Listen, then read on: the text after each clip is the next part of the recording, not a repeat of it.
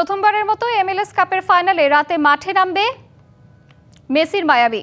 নিজেদের মাঠ চেজ স্টেডিয়ামে ভ্যাঙ্কুভার হোয়াইট ক্যাপসের সাথে লড়বে মেসি সুয়ারেজরা। প্রতিপক্ষ ভ্যাঙ্কুভারের সাথে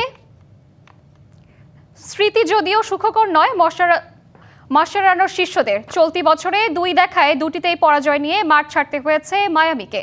যদিও মেসির সাম্প্রতিক ফর্মে অনেকটা আত্মবিশ্বাস নিয়েই মাঠে নামবে Miami.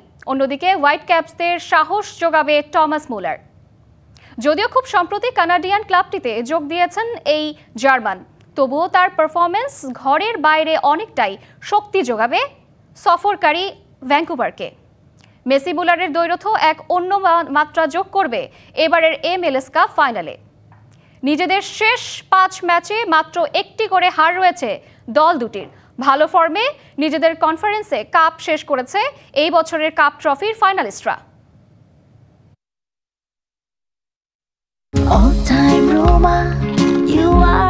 All time Roma. Taste it, love it.